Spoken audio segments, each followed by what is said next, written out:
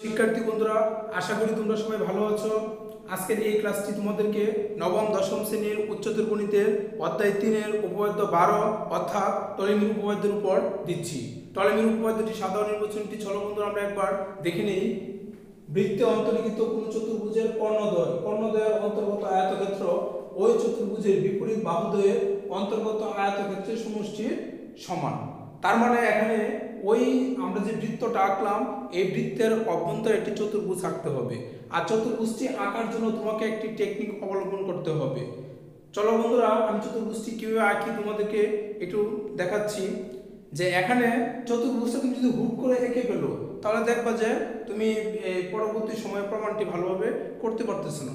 তাই এখানে এই বৃত্তের অভ্যন্তরে চতুর্ভুজটি আঁকার জন্য তোমাকে প্রথমেই এই চতুর্ভুজটি দুটি কর্ণ এঁকে নিলে ভালো হবে। তো চলো বন্ধুরা, আমরা চতুর্ভুজটি আগে কমপ্লিট করি।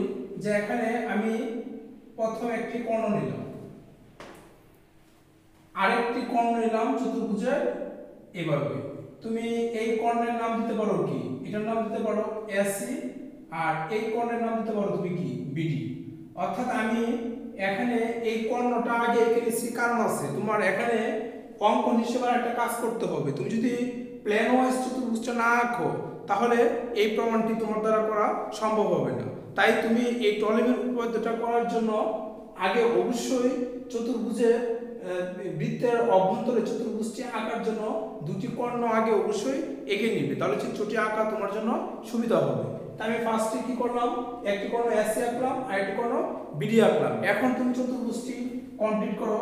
বি এর সাথে সি যোগ করে দাও, আর এর সাথে বি যোগ করে দাও, তারপরে এর সাথে ডি যোগ করো এবং সি এর সাথে ডি যোগ করো। এটা কোনো মুখস্থ কোনো পদ্ধতি নয়, আসলে জাস্ট চিত্রটি আঁকার জন্য আমি একটু সতর্কতা অবলম্বন করলাম। তাহলে আমাদের এই চিত্রটা কমপ্লিট করতে সুবিধা হবে। এখন তোমাকে এই জায়গাতে আরেকটি কাজ করতে হবে। এই যে এই বি এ সি কোণের সংখ্যা, তাহলে আমরা ওই অঙ্কনটা কমপ্লিট করার আগে সাধারণ নির্বাচন বিশেষ নির্বাচনটা একবার লিখে নিই।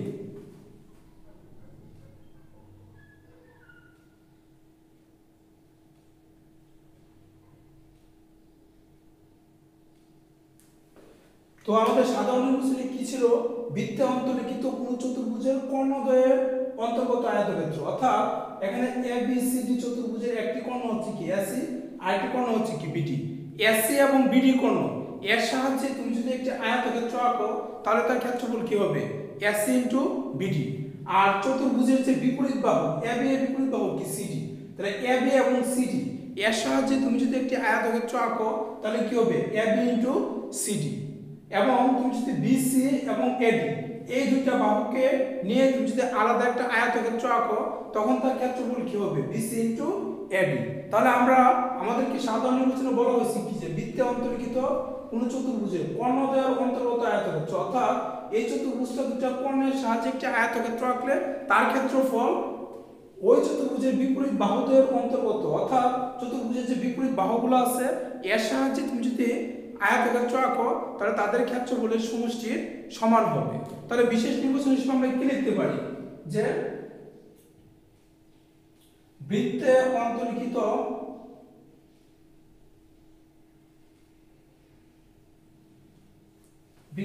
অন্তর্লিখিত চতুর্ভুজের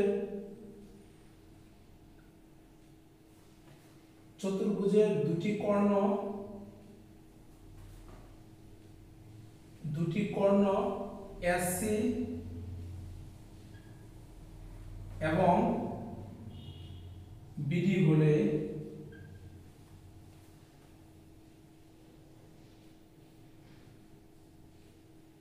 আবার এবি এর বিপরীত বাহু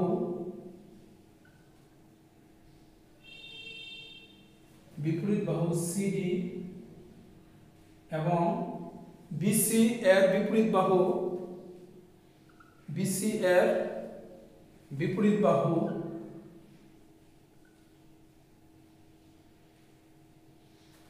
বাহু এডি হলে প্রমাণ করতে হবে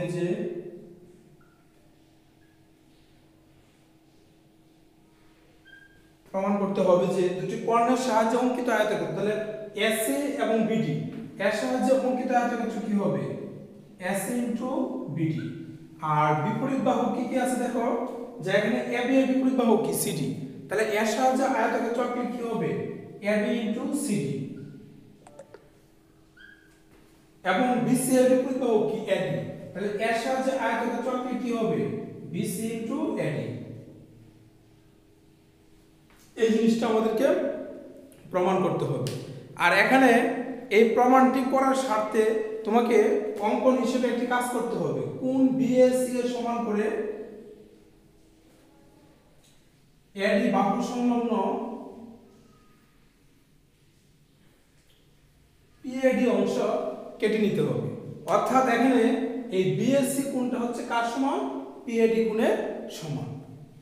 তো এটা হচ্ছে তুমি অঙ্কন হিসেবে লিখবে যে কোন BAC এর সমান করে AD বাহুস্থ PAD কোণ কেটে নিই। প্রমাণটা করার জন্য তোমাদেরকে বন্ধুরা একটি জিনিস তোমাদেরকে বুঝতে হবে, এটি হচ্ছে যে দুটি ত্রিভুজ যদি সদিশকোণী হয় তাহলে তাদের অনুরূপ বাহুগুলোর অনুপাত সমান। তুমি মনে করো যে এখানে ABC হচ্ছে একটি ত্রিভুজ, আরেকটি ত্রিভুজ হচ্ছে কি DEF। এই দুটো ত্রিভুজ হচ্ছে কি পরস্পর সদিশকোণী, অর্থাৎ এটার A কোণ হচ্ছে কি D কোণের সমান, আর B কোণ হচ্ছে কি E কোণের সমান, C কোণ হচ্ছে কি F কোণের সমান। অর্থাৎ দুটো ত্রিভুজ যদি সদিশকোণী হয় তাহলে তার অনুরূপ বাহুগুলোর অনুপাত সমান। তাহলে খেয়াল করো এখানে A কোণ যেহেতু D কোণের সমান, তাহলে এখানে A এর বিপরীত বাহু কোণটা BC আর D এর বিপরীত বাহু কোণটা আছে EF। তার মানে BC হচ্ছে কি BC এবং EF বাহু দুটো হচ্ছে কি অনুরূপ বাহু। তাহলে এদের অনুপাত কি হবে BC বাই কত হবে EF। আবার এখানে এই D কোণটা হচ্ছে কার সমান B কোণটা হচ্ছে E কোণের সমান, তাহলে B কোণের বিপরীত বাহু কি AC আর E কোণের বিপরীত বাহু হচ্ছে কি DF। তাহলে আমরা এখানে কি লিখতে পারি যে AC বাই কত DF। তারপর এখানে আর কি আছে দেখো C কোণ হচ্ছে কার সমান F কোণের সমান, তাহলে C কোণের বিপরীত বাহু কি আছে AB, তাহলে AB বাই কত হবে AB বাই হবে D। অর্থাৎ এটা তোমরা সাধারণ গণিতের চতুর্দশ অধ্যায়ে এই উপপাদ্যগুলো নিয়ে আলোচনা করা আছে, তোমরা ওইখানে আরো বিস্তারিত পড়বে। তো খেয়াল করো আমরা জাস্ট একটা পয়েন্ট শুধু আমরা এখানে মনে রাখতে হবে, এটা হচ্ছে যে দুটি ত্রিভুজ যদি সদিশকোণী হয় তাহলে তার অনুরূপ বাহুগুলোর অনুপাত সমান। অনুরূপ বাহু মানে কি সমান সমান কোণের বিপরীত বাহুগুলো হচ্ছে কি অনুরূপ বাহু। তাহলে আমাদেরকে এই কনসেপ্টটা আমাদের কাজে লাগাতে হবে। এখন চলো বন্ধুরা আমরা ঝটপট প্রমাণটি করে নিই।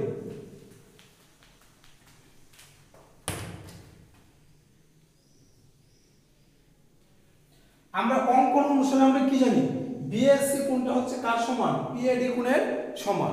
তাই আমি স্টার্টিং এ আমি একটা কাজ করব যে আমার বেসিক্যালি প্রথম যে কাজটা করতে হবে এটা হচ্ছে একবার BAP আর CAD এই দুটো ত্রিভুজকে সদিশকোণী প্রমাণ করতে হবে। কাকে বলছি আমি BAP এর সাথে CAD এই দুটো ত্রিভুজকে আমি সদিশকোণী প্রমাণ করব। তারপর আবার কি করব দেখো BAC এর সাথে PAD এই দুটো ত্রিভুজকে আমি সদিশকোণী প্রমাণ করব। অর্থাৎ আমি এই প্রমাণটাকে দুইটা অংশে বিভক্ত করব। একটা অংশে ওই যে দুইটা ত্রিভুজ বললাম ওই দুইটা ত্রিভুজকে সদিশকোণী প্রমাণ করতে হবে, আরেকটা অংশে এই বাকি যে দুইটা ত্রিভুজ বললাম ওই দুইটা ত্রিভুজকে সদিশকোণী প্রমাণ করতে হবে। তাহলে আমরা আমাদের উদ্দিষ্ট প্রমাণটি পাবো। তো প্রমাণটা স্টার্টিং এ আমাদেরকে যে কাজটা করতে হবে এই BAP আর CAD এই দুইটা কোণকে সমান দেখাতে হবে। তাহলে আমরা অঙ্কন অনুসারে আমরা কি জানি, আমরা জানি যে এখানে BAC কোণটা হচ্ছে কার সমান BAC কোণটা হচ্ছে PAD কোণের সমান। তাই আমি কি লিখব কোণ BAC সমান কত কোণ PAD।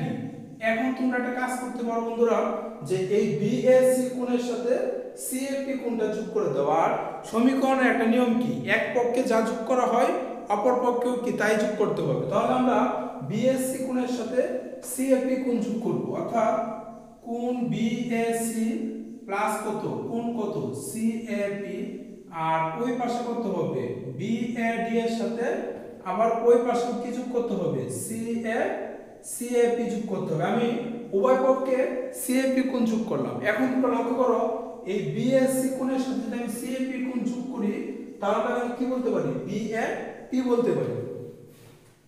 তাহলে আমরা এখানে কি বলবো BAP কোণ বলবো। আবার ওইখানে দেখো তুমি CAP, অর্থাৎ এখানে এই দুটো অংশ যোগ করলে আমি এটাকে A কোণ বলতে পারি।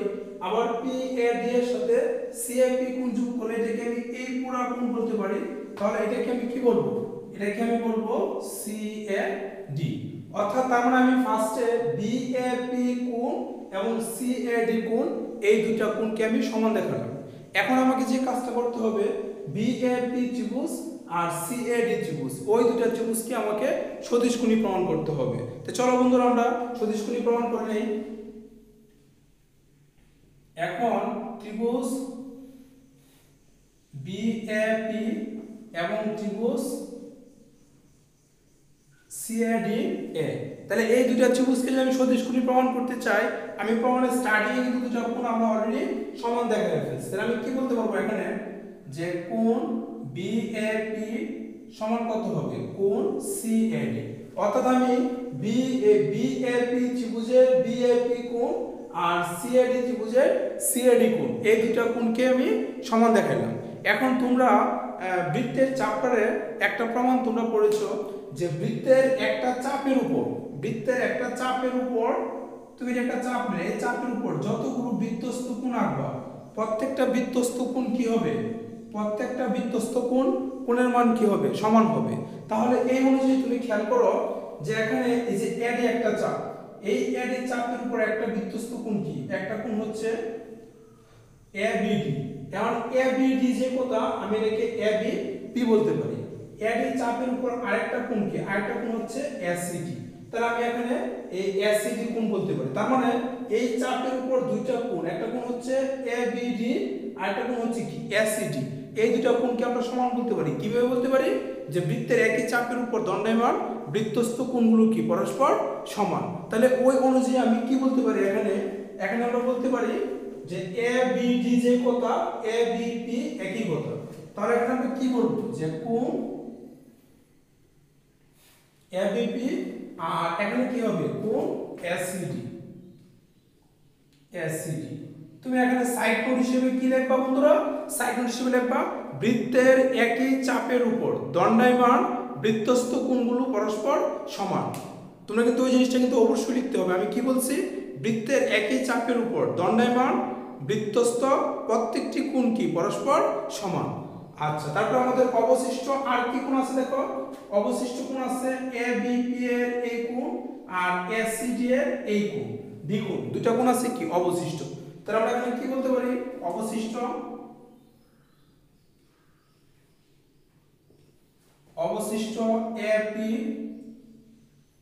APB সমান অবশিষ্ট কি হবে? ADC।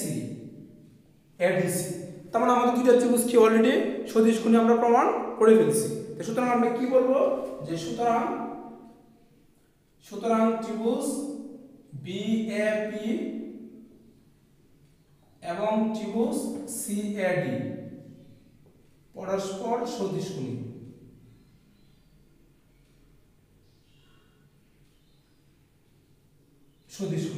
এখন দুটো আমি আগে তোমাদেরকে বলছি যে দুইটা ত্রিভুজ যদি সদিশকোণী হয়, তাহলে তাদের অনুরূপ বাহুগুলোর অনুপাত সমান। তাহলে এখন তুমি লক্ষ্য করো যে ABP ত্রিভুজে তোমার এখানে আমাদের তিনটা কোণ যদি সমান হয়, তাহলে দুটো ত্রিভুজ কি হবে? একটা ত্রিভুজের তিনটা কোণ আর একটা ত্রিভুজের তিনটা কোণ যদি সমান হয়, তাহলে ত্রিভুজ দুটি কি হবে?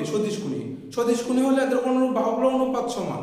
এখানে কোনো প্রমাণের মধ্যে তিনটা অনুপাত সমান না দেখে কি দুইটা অনুপাত দেখানো হয়। যেমন এই ত্রিভুজটার ক্ষেত্রে আমার তিনটা অনুপাত এখন দরকার নাই, যে অনুপাতটা আমার দরকার নেই আমি বাদ দিয়ে দিব। যেমন AP বাহু প্রমাণের মধ্যে কোনো প্রভাব নেই, তাই আমি AP বাহু অনুপাতটা আমি দেখাবো না। আমি কি দেখাবো? দেখো BP, এই BP বাহুটা হচ্ছে এক কোণের বিপরীত বাহু, আর এই এক কোণটা ABP ত্রিভুজের এক কোণ ACD ত্রিভুজের কি এক কোণের সমান। তাহলে কি বলতে পারি? BP এর অনুরূপ বাহু কি CD। তাহলে আমি এখানে কি বলবো? BP বাই কত? BP by CD। আচ্ছা, এখানে AP বাহুর কোনো প্রয়োজন নাই, তাই আমি এটা লিখবো না। আরেকটা লক্ষ্য করো তুমি, এই P কোণটা হচ্ছে কার সমান? D কোণের সমান। P কোণের বিপরীত বাহু কি? AB। আর এখানে D কোণের বিপরীত বাহু কি? AC। তাহলে আমি এখানে কি বলতে পারবো? AB by AC। AB by AC. এখন তুমি যদি এই জায়গাতে আর গুণন করার ক্ষেত্রে তোমাকে একটি সাবধানতা অবলম্বন করতে হবে। এটা হচ্ছে আমরা তো জানি কি যে দুটি কর্ণের সাহায্যে অঙ্কিত আয়তক্ষেত্রের ক্ষেত্রফল সমান। তাহলে লক্ষ্য করো তোমরা যে এখানে এই যে একটা কর্ণ কি, একটা কর্ণ হচ্ছে এসি আর অপর কর্ণটা আছে কি বিডি। তো এই বিডিটা কিন্তু তুমি লক্ষ্য করো বিডি এর একটা অংশ কিন্তু বিপি আর একটা অংশ কিন্তু পিডি। তাই তুমি যখন আর গুণন করবা তুমি চেষ্টা করবা যে এই কর্ণের যে দুইটা অংশ আছে দুইটা অংশকে এক পক্ষে রাখার চেষ্টা করবা। যেমন আমি এখানে আর গুণন করার ক্ষেত্রে বিপি অংশটাকে আমি বামে রাখবো আর অপর অংশটাকে আমি ডানে নিয়ে যাব। তাহলে এখন আমরা কি লিখবো দেখো, বিপি ইনটু এসি সমান কত হবে সিডি ইনটু এবি। তাহলে এটাকে আমি ইকুয়েশন 1 দিয়ে রাখবো। এখন বন্ধুরা আমরা বাকি দুটি ত্রিভুজ বিএসি এর সাথে পিএডি কে সদিশ কোণী প্রমাণ করব। তাহলে লিখে নাও বন্ধুরা ঝটপট, আবার ত্রিভুজ বিএসি এবং ত্রিভুজ পিএডিএ অঙ্কন অনুসারে অলরেডি এই বিএসি কোণ কি পিএডি কোণের সমান। এটা আমরা অঙ্কন থেকে আমরা পাই কি পাই যে বিএসি কোণের সমান করে আমরা যেহেতু পিএডি কোণ কাটছিলাম তাহলে কি হবে বিএসি কোণ কার সমান হবে পিএডি কোণের সমান হবে। তাহলে আমরা কি লিখতে পারি যে কোণ বিএসি সমান কত কোণ পিএডি, কোণ কি হবে পিএডি। আচ্ছা তারপর তুমি লক্ষ্য করো যে এখানে এই যে চাপটা এবি যে চাপটা আছে এই এবি চাপের উপর দণ্ডায়মান একটা বৃত্তস্থ কোণ কি আছে সি, আরেকটা বৃত্তস্থ কোণ কি আছে দেখো আরেকটা বৃত্তস্থ কোণ আছে কি ডি। তাহলে একই চাপের উপর দণ্ডায়মান প্রত্যেকটি বৃত্তস্থ কোণ কি হয় পরস্পর সমান হয়। তো এই অনুযায়ী আমি কি বলতে পারি যে এসি বি কোণ কার সমান এডিবি কোণের। এখানে এডিবি যে কথা তুমি এটাকে এডিপি বললে একই জিনিস হবে, কোনো সমস্যা নাই, তুমি এটাকে এডিপি কোণ বলতে পারবে। তাহলে আমরা কি লিখবো এখানে দেখো, আর এখানে তুমি সাইড নোট দিবে কি অঙ্কন অনুসারে, অঙ্কন অনুসারে, কারণ আমরা এই দুটো কোণ সমান দেখেছি কি হিসেবে অঙ্কন অনুসারে। তাহলে আমরা বাকি এখানে কি লিখবো যে এবি চাপের উপর দণ্ডায়মান একটা বৃত্তস্থ কোণ কি এসিবি। তাহলে আমরা কি লিখবো দেখো যে কোণ এসিবি সমান কত হবে কোণ এডিপি, কোণ এডিপি। এখানে সাইড নোট কি দিবা তুমি বৃত্তের একই চাপের উপর, আমি কি বলতেছি বৃত্তের একই চাপের উপর দণ্ডায়মান প্রত্যেকটি বৃত্তস্থ কোণ কি পরস্পর সমান। তাহলে এখানে অবশিষ্ট কোণ আর কি আছে দেখো বন্ধুরা, অবশিষ্ট কোণ আছে বি কোণ আর এখানে অবশিষ্ট কোণ কি আছে পি কোণ। তাহলে তুমি কি লিখবে যে অবশিষ্ট কোণ এবিসি সমান কত হবে অবশিষ্ট এপিডি, অবশিষ্ট এপিডি,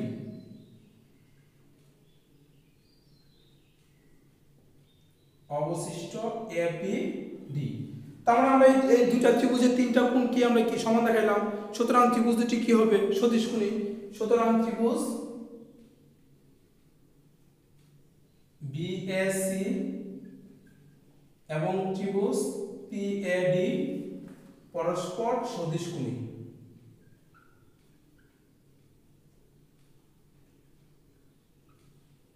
সদিশ কোণী হলে কি হবে অনুরূপ বাহুগুলোর অনুপাত সমান হবে। তাহলে লক্ষ্য করো তোমরা বন্ধুরা আমরা এই এবিসি ত্রিভুজে এবি যে বাহুটা আছে এটা কিন্তু আমরা এপিবি ত্রিভুজের মধ্যে তার অনুপাত কিন্তু আমরা সমান দেখায় ফেলছি অলরেডি। তাই এখানে আমি যখন এই এবিসি ত্রিভুজ এবং পিএডি ত্রিভুজ এই দুটো ত্রিভুজের বাহুগুলোর অনুপাত আমি দেখাবো, এই জায়গা থেকে আমি এবি কে ওমিট করে দেব, আমি এবি কে আমরা বাদ দিয়ে দিব, অর্থাৎ এবি বাহুর অনুপাতকে আমরা সমান দেখাবো না। আমরা কাকে দেখাবো দেখো এবিসি ত্রিভুজের বিসি বাহু, বিসি বাহু হচ্ছে কোন কোণের বিপরীত বাহু এ কোণের, আর এটার এক কোণ হচ্ছে কি বিএসি কোণ আর পিএডি কোণ কি পরস্পর সমান। তাহলে এখানে এই এক কোণের বিপরীত বাহু কি বিসি আর এখানে এক কোণের বিপরীত বাহু কি পিডি। তাহলে এই অনুযায়ী আমরা এখানে কি বলতে পারি বিসি বাই কত বিসি বাই হচ্ছে পিডি। আর তার অবশিষ্ট আরেকটা বাহু আমরা কি নেব দেখো এই যে মানে অবশিষ্ট যে কোণ ছিল ক্রস কোণ বি কোণটা, বি কোণের বিপরীত বাহু কি এসি, আর এখানে এই বি কোণ হচ্ছে কার সমান পি কোণের। তাহলে পি কোণের বিপরীত বাহু কি এবি। তাহলে আমরা এখানে কি বলবো এসি বাই কত এসি বাই হচ্ছে এবি। এখন তোমাদেরকে আমি একটা টেকনিক কিন্তু বলছিলাম যে বিডি কোণের একটা অংশ কি ছিল বিপি, বিপি কোথায় ছিল বামে ছিল, আরেকটা অংশ হচ্ছে কি পিডি। তাহলে এখানে তুমি যখন আর গুণন করবা এই পিডি যে অংশটা আছে এটাকে আর গুণন করে তুমি বামে রাখবা, তাহলে তোমার ক্যালকুলেশনটা করতে সুবিধা হবে, নতুবা তুমি প্রমাণটি কমপ্লিট করতে পারবে না। তো সুতরাং আমরা কি লিখব দেখো, পিডি ইনটু এসি সমান কত হবে বিসি ইনটু এডি, এটাকে আমরা ইকুয়েশন 2 দিয়ে নিলাম। এখন বন্ধুরা তোমরা ঝটপট সমীকরণ 1 আর 2 যোগ করে নাও।